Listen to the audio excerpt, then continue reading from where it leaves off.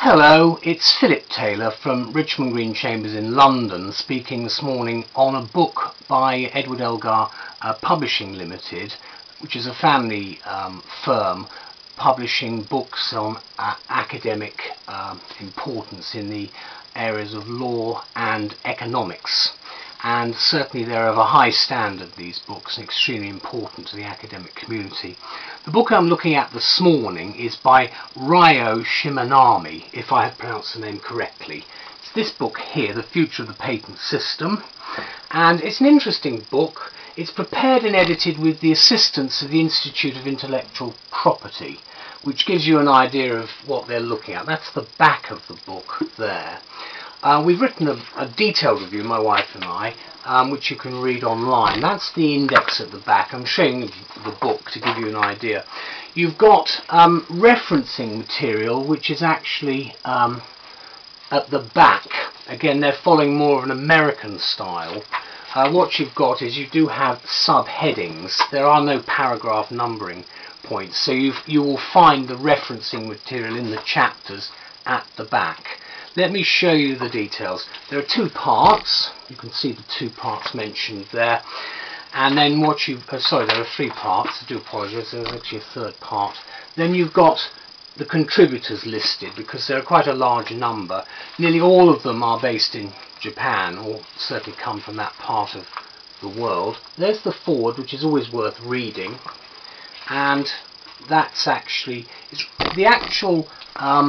foreword has been written by Mr. Nakayama, who is chairman of the Institute of Intellectual Property. Then there's a preface which looks at it in detail. It's looking specifically at Japan. Then, as I say, you've got, if I just show you, you've got the narrative all the way through, and what you've got is you've just got subheadings.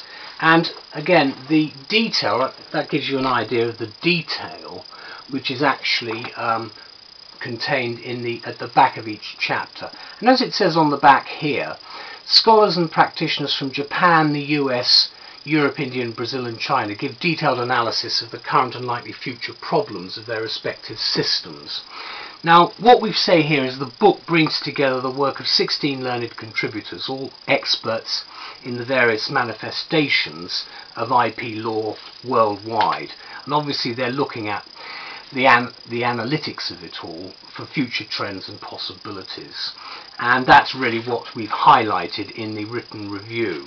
What I've tried to show is that in the review is that the book itself is of, I think, very great use in terms of trends, and the point that started all of this was the youthful ambition of the editor, Mr. Shimanami, to create an organisation in Japan similar to the Max Planck Institute in Munich, where he'd once studied.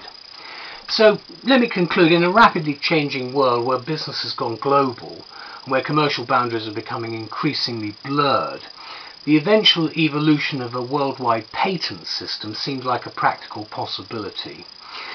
The book, I think, gives you a great deal of insight into where we might be going. So can I thank the author and Edward Elgar Publishing for a very useful contribution to patent law.